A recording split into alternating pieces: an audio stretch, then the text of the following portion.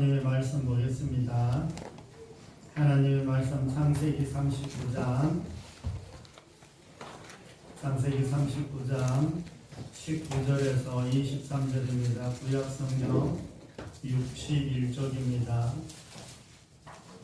성경책 앞쪽에서 61페이지, 구약성경 61페이지, 창세기 39장 19절에서 23절 말씀입니다.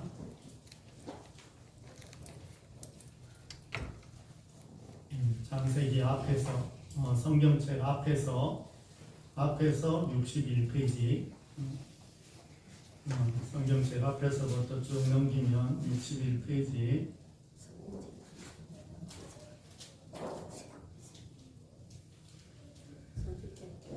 창세기 39장 19절에서부터 23절까지 교독하겠습니다. 그의 주인이 자기 아내가 자기에게 이르기를 당신의 종이 내게 이같이 행하였다 하는 말을 듣고 심히 노한지라. 이에 요셉의 주인이 그를 잡아 고백하더니 그 금상의 질투를 받는 것이었더라. 요셉이 옥에 갇혔으나 여호와께서 요셉과 함께 하시고 그에게 인자를 더하사 간수장에게 은혜를 받게 하시매 간수장이 중개들을 다 요셉의 손에 맡기고 소방상을 요셉이 처리하고. 다 같이 읽습니다. 간수장은 그의 손에 맡긴 것을 무엇이 있는지 살펴보지 아니하였으니 이는 여호와께서 요셉과 함께 하시니라. 여호와께서 그를 범사에 형통하게 하셨더라. 아멘. 우리 옆에 앞뒤분 인사하겠습니다. 한 주 잘 지내셨는지요? 잘 지내셨죠? 민재와 국장님 잘 지내셨죠? 한 주 잘 지내셨어요? 네. 우리 옆에 앞뒤분 한 번만 더 인사하겠습니다. 당신은 하나님이 함께하는 사람입니다. 하나님이 함께하는 여러분들은 하나님이 함께하는 사람 맞아요? 네. 믿음이 참 좋으시네요. 오늘 이렇게 보니까 빈자리가 좀 있어서 누가 빠졌나 이렇게 보니까 각 동네별로 한 분씩은 다 빠졌구나. 난 그래서 또 오늘도 또 다 동네별로 빠져서 대표로 서울 가는 줄 알았네.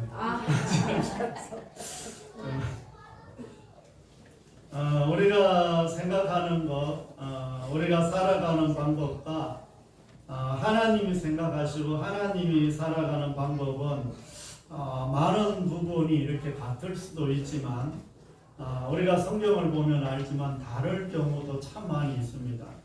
하나님의 생각과 우리 생각이 많이 다를 때가 있어요. 그리고 우리는 하나님이 함께 하신다면 모든 것이 잘 될 것이다.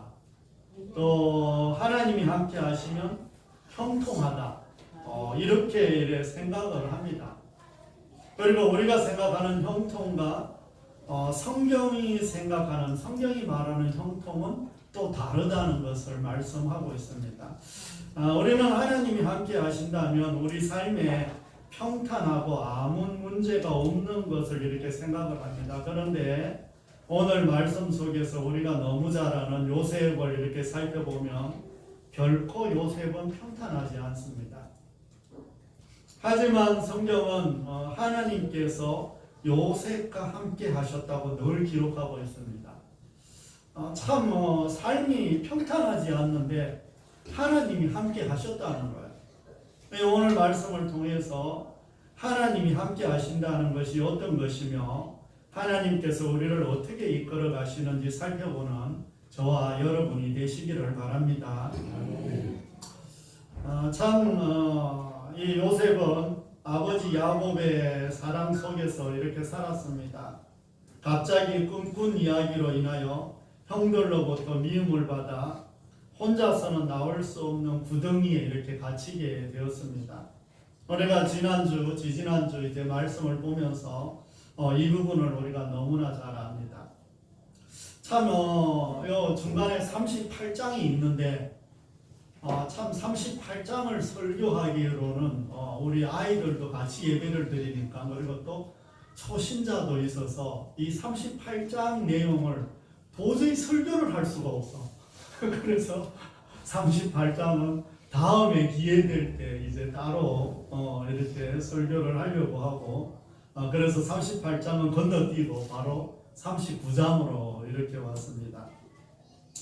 38장에는 유다 이야기가 이제 나오는데 참으로 좀 우리가 생각하는 그런 성격의 내용이 아니라 나중에 따로 이렇게 말씀을 드리도록 하겠습니다. 정말 이제 이 야곱이 정말 이런 삶을 이렇게 요셉이 이런 삶을 살면서 정말 형들의 미움을 받아서 정말 동생인 요셉을 은 20개에 이제 팔아버립니다. 그래서 요셉은 애굽의 왕 바로의 신하 보디발의 집으로 이렇게 팔려갑니다. 그러나 보디발의 집에서 성실하게 일한 것이 인정을 받게 되어 장군의 집에서 가정 총무가 되는 것을 볼 수가 있습니다. 이 보디발 장군은 자신의 아내만 제외하고 모든 것을 다스릴 수 있는 권위를 요셉에게 주었습니다. 그러던 어느 날 보디발의 아내가 요셉을 유혹을 했습니다. 그리고 요셉은 유혹을 뿌리치고 도망을 쳤는데 이 보디발의 아내가 누명을 씌워 요셉이 자신을 겁탈하려고 했다고 해서 남편에게 거짓말을 합니다. 그래서 보디발은 요셉의 말을 들어보지도 않고 정치범들이 들어가는 왕의 가운데 요셉을 가두어 버리는 것이 전체의 내용입니다. 요셉에게 항상 따라다니는 말씀이 있습니다. 성경을 보면 요셉이 들어가면 항상 따라다니는 말씀이 있는데 그것이 뭐냐 이러면 하나님이 함께 하신다는 말씀입니다. 오늘 말씀 제목이 뭐예요? 하나님이 함께 하신다. 그런데 이 요셉이 늘 성경 곳곳에 요셉의 이야기가 나오면 하나님이 함께 하신다는 거예요. 이 하나님이 함께 하신다는 말만 들어도 우리는 든든해요, 안 든든해요? 든든합니다. 그렇다면 어찌 요셉에게 하나님이 함께 하시는데 이런 일이 생길 수 있습니까? 분명히 성경은 요셉이 하나님과 함께 하신다는데 이런 일이 생긴 거예요. 하나님이 함께 하시는데 억울한 누명을 쓰고 감옥에 갇혀야 했습니다. 너무나 억울한 일입니다. 이건 하나님이 함께 하신다는 결과가 전혀 아니에요. 우리가 생각하기에는 전혀 하나님이 함께 하시는 것 같지 않은 그런 내용이라고 할 수가 있습니다. 하나님이 범사에 요셉과 함께 하셨다면 어떤 결과가 생길까요? 우리가 보편적으로 생각해 보면 알 수 있지만 답이 나와 있죠. 하나님이 함께 하신다면 형들의 시기와 질투로 인하여 애굽으로 팔려오는 일이 있어야 돼요, 없어야 돼요? 하나님이 함께 하신다면 있어야 돼요? 없어야 돼요? 성경을 다 아니까 따로 대답할 필요가 없어요? 그러니까 상식적으로 생각을 했을 때 하나님이 요셉과 함께 하신다면 애굽으로 팔려오는 일이 없어야 되잖아요. 또 노예 생활을 하는 일은 비참한 일이 없어야 되잖아요. 그 당시 노예는 노예의 삶은 짐승과 다를 바 없는 이런 삶을 살았습니다. 그러니까 노예 생활은 우리가 생각하는 어떤 다른 집에 가서 일하는 수준이 아니에요. 그 당시에는 노예는 재산의 한 부분으로 말 안 듣고 도망가고 이러면 바로 죽여도 법에 저촉이 되지 않을 정도로 노예는 그런 삶을 살았습니다.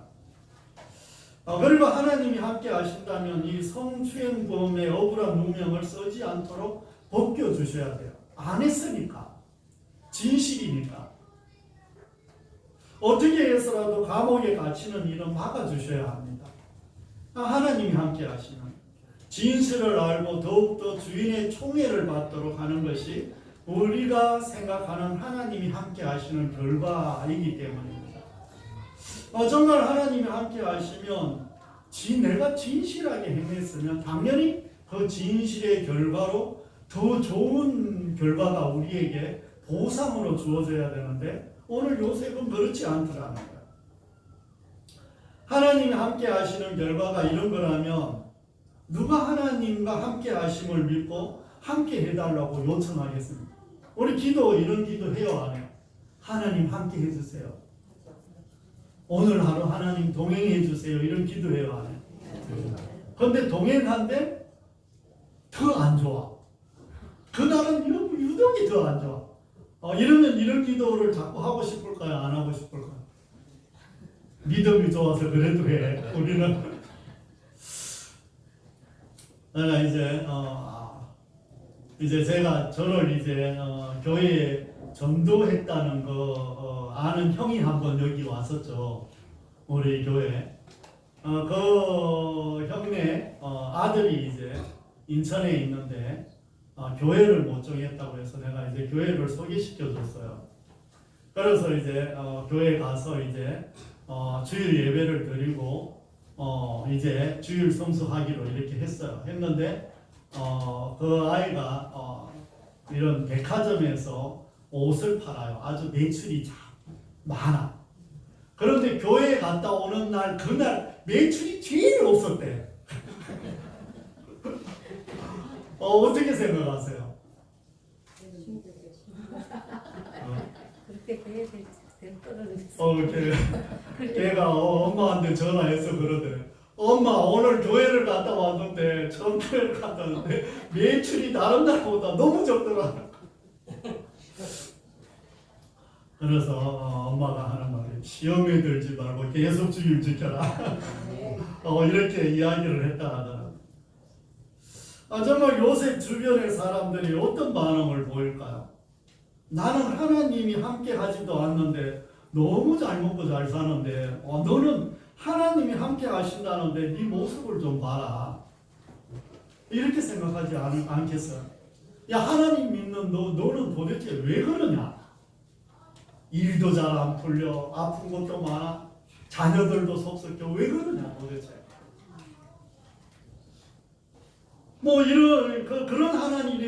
그런 하나님이라면 믿을 이유가 없다면서 비난과 조롱이 난무하지 않겠어요? 그럼 요셉 자신은 어떤 생각을 할 수 있었을까요? 요셉은 참 믿음이 좋아서 생각을 안 했다 할지라도 혹시 하나님으로부터 버림받았다는 생각이 들지 않았을까요? 형들에게 버림을 받았고 이젠 주인에게 버림을 받았는데 이제는 하나님까지 나를 버렸다고 생각이 들면 얼마나 비참하겠어요. 그동안 어떻게 신앙을 지키며 살아왔는데 그 시간이 너무 허무하게 될 것입니다. 하나님에 대한 절망과 배신감으로 당장이라도 하나님을 떠나야겠다는 이런 생각이 들 수 있는 이런 상황입니다. 오늘 여러분 같으면 어떤 생각이 들겠어요? 그동안 내가 하나님을 얼마나 의지하며 살아왔는데 하나님이 함께 하신다 해놓고 내 삶이 이게 뭡니까? 이런 생각 안 해보셨어요? 안 해보셨어요? 확실히 믿음이 좋긴 좋으시고요. 저는 그런 생각을 해보았어요.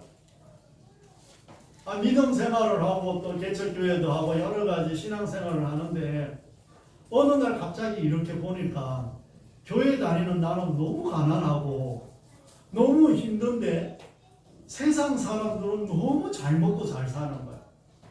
그 자존심이 상해요, 안 상해요?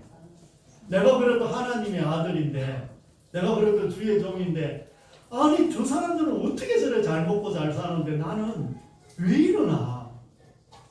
그러니까 자존심이 너무 상하는 거야. 그래서 하나님 앞에 기도했다. 하나님 자존심 상해서 못 살겠다고.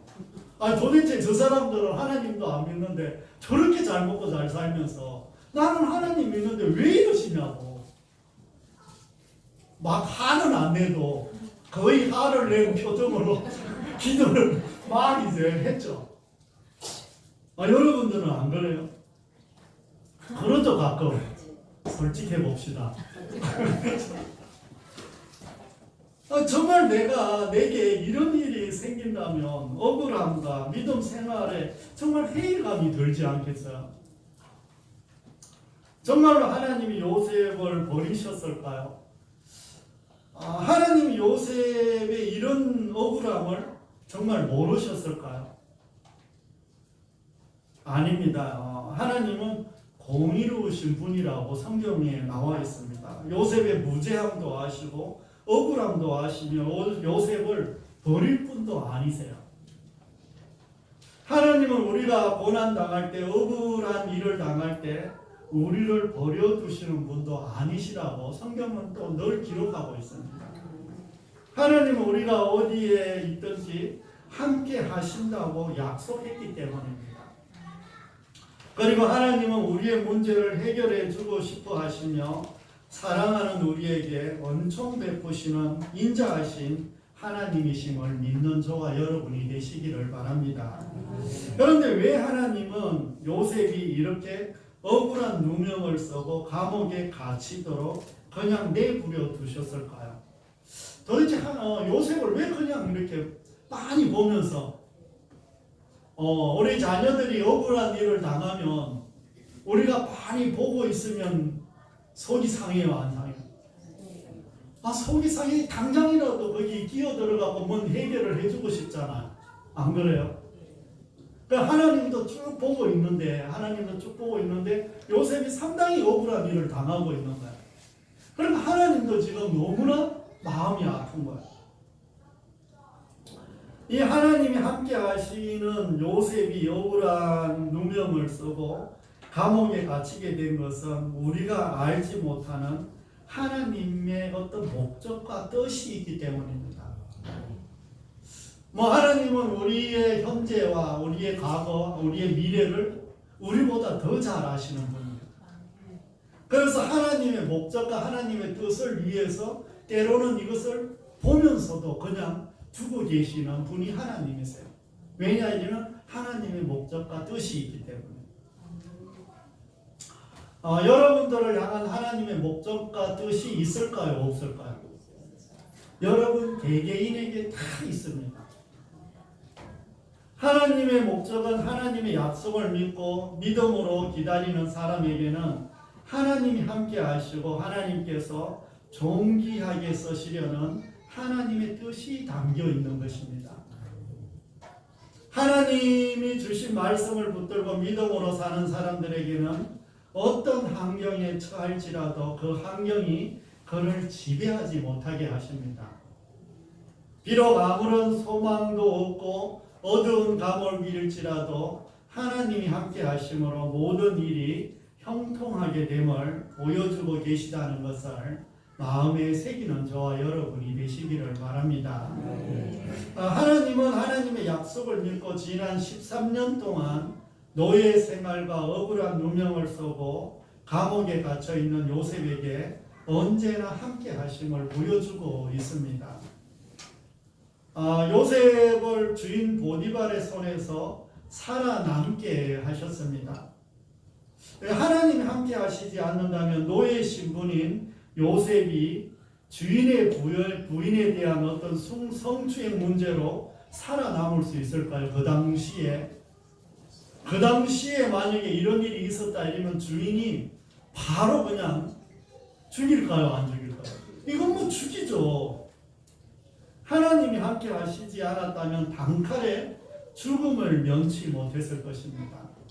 사실 여부를 떠나서 요셉이 잘했든 잘못했든 요셉이 거짓말을 했든 안 했든 상관없이 그런 말이 오고 갔다는 자체만으로 죽이는 거예요. 부인이 거짓말을 하는 거 뻔히 알면서도 누굴 죽일까요? 부인을 죽일까요? 요셉을 죽일까요? 요셉을 그냥 죽이는 게 너무나 당연한 거예요. 그래서 정말 이 사실 여부를 떠나서 집에 이런 문제가 생겼다는 것 자체만으로 보디발은 엄청난 분노를 했을 것입니다. 만일 소문이라도 난다면 자신의 어떤 지위와 신분에 체면이 구겨지고 자존심이 상한 것은 당연한 일이죠. 이런 사실을 잘 아는 보디발이 요셉을 가만히 두면 그게 더 이상한 것입니다. 요즘도 뭐 정말 대통령이나 아니면은 뭐 국회의원이나 아니면은 뭐 우리가 잘 아는 뭐 대기업의 회장들의 어떤 가족들 간의 문제들은 뭐 덮으려고 할까요? 드러내려고 할까요? 다 덮으려고 하죠. 그리고 다 뭐 돈으로 해결하든지 뭘로 해결하든지 해결해서 뉴스가 안 나오게 하려고 하지, 조용히 해결하려고 하지 드러내려고는 절대 안 할 거예요. 정말 이제 요셉의 문제는 당연히 정말 소리 소문 나지 않도록 해결해 버리기 위해서도 요셉을 죽여야 보디발의 입장에서는 맞습니다. 그러므로 하나님은 요셉과 함께 하셔서 이러한 불미스러운 일 가운데서도 보디발의 마음을 붙잡아서 이 격동시키거나 분노하지 않게 하셨다는 것을 믿음으로 받아들이는 저와 여러분이 되시기를 바랍니다. 정말 이 문초를 하든지 무슨 일을 해야 되는데 아무 말도 묻지도 않아. 그냥 감옥에 그대로 가다 놓는 거예요. 이 오늘 말씀을 통해서 하나님이 살아계심을 증명해 주시는 것을 볼 수가 있습니다. 이 하나님은 요셉을 일반 감옥이 아니라 왕의 제수를 가두는 감옥에 갇히게 했습니다. 이것은 고위 관료들 그리고 정치인들이 잘못했을 때 들어가는 이런 감옥입니다.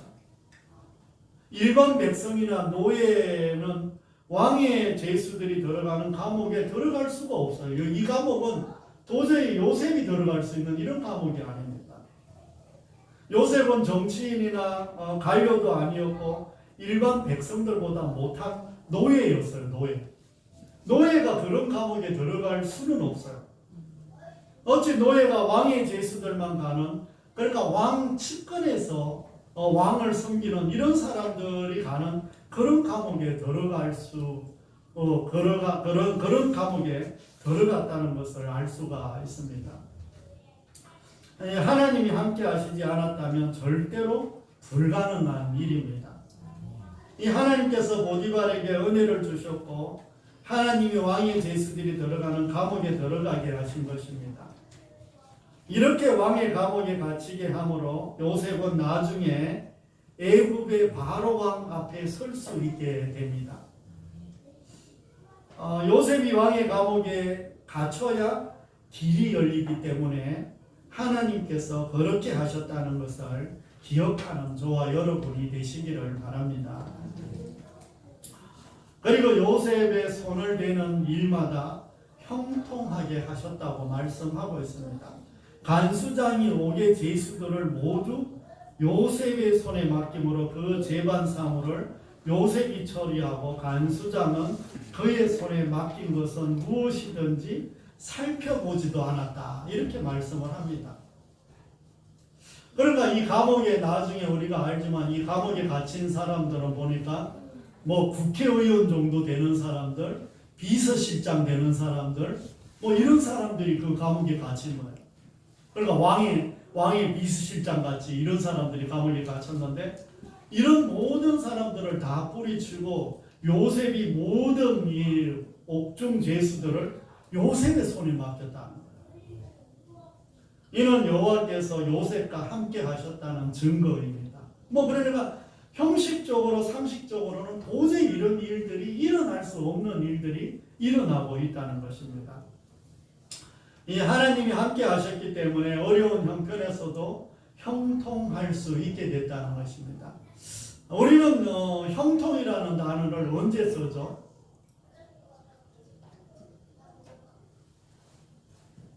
조금 크게 이야기해 보시면 잘 풀릴 때? 형통이라는 단어를 우리가 보편적으로는 아무 일이 없을 때, 뭔가 잘 될 때, 이럴 때 쓰잖아요. 맞아요? 성경에서는 이 형통이라는 단어를 이렇게 늘 살펴보면 뭐와 함께 있냐 이러면 하나님이 함께 하시는 것을 형통이라고 이야기해요. 그러니까 삶에서 어려운 문제나 어떤 여러 가지 환경이 어렵거나 잘 풀리거나 이런 문제를 넘어서서 하나님이 함께 하시는 것들을 형통이다 이렇게 말씀을 하셔요. 그래서 하나님이 함께 하셨기에 피할 길을 주시고 도울 자를 만나게 하셨다는 것을 믿으시기를 바랍니다. 하나님이 지난 13년 동안 하나님의 약속을 믿음으로 붙들고 있는 요셉에게 함께 하셔서 그를 들어 애굽의 총리로 이제 세우려고 준비하고 있습니다. 그래서 가족을 살리며 애굽을 살리는 귀한 자가 되게 하시려고 준비하고 계시다는 것을 믿음으로 받아들이는 저와 여러분이 되시기를 바랍니다. 사랑하는 성도 여러분, 하나님은 오늘도 약속을 주시며 우리와 함께 하시며 또 축복 주시기를 원하고 계십니다. 정말 그런데 우리들은 하나님의 약속을 잊어버릴 때가 너무나 많이 있죠. 제가 가끔 말씀드리지만 우리가 기도 응답을 받을 때 언제 가장 기도 응답이 잘 된다고 했어요? 내가 자주 말씀드리는데 우리가 기도 응답이 제일 잘 될 때 내가 갈급할 때, 응? 갈급할 때 내가 갈급할 때, 뭐 이럴 때 갈급할 때도 응답이 잘 되죠. 잘 되는데 성경적으로 보면 하나님의 약속의 말씀을 붙들고 기도할 때 이때 기도 응답이 제일 잘 된다고 이야기해요. 그러니까 성경에 구약시대 그 선지자들이나 구약시대 모든 분들이 기도했던 내용을 보면 하나님께서 이렇게 해 주신다고 약속하지 않았습니까? 이런 기도가 많아요. 그래서 가족들을 위해서 기도할 때도 어떻게 하라고 했어요? 주 예수를 믿어라. 그리하면 너와 내 집에 구원을 주신다고 하나님 분명히 약속하지 않았습니까? 그런데 왜 약속 안 지킵니까? 이럴 때는 좀 협박을 해도 돼요. 성경에서 분명히 하나님이 약속해 준다고 했으니까 약속 안 이루어질 때는 협박을 이제 좀 하셔도 된다는 거예요. 그런데 우리가 늘 이제 우리가 하나님의 약속을 잊어버리고 살 때가 많이 있다는 거예요. 마치 나 혼자 살아야 하고 하나님께 버림받은 사람처럼 캄캄하고 암담한 현실 가운데 몸부림칠 때가 너무나 많이 있다는 겁니다. 밀려오는 문제들 때문에 몸부림치며 자신의 힘으로 해결해 보려고 혹은 이겨내 보려고 필사적으로 노력을 하면서 살아갑니다. 내 힘으로 살아가야 한다는 생각을 놓지 않습니다.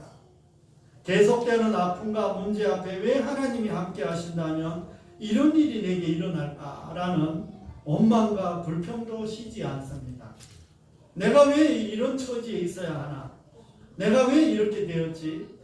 자신의 처지를 비관하고 방황하다가 하나님을 멀리할 때가 많이 있습니다. 왜 그럴까요? 나를 향한 하나님의 특별한 약속을 믿지 못하기 때문입니다. 반드시 나에게 일어날 하나님의 축복의 때를 기다리지 못하기 때문입니다. 하나님의 약속을 붙드는 사람은 어디서든지 어떤 상황에서든지 하나님이 함께 하신다는 것을 믿는 것입니다.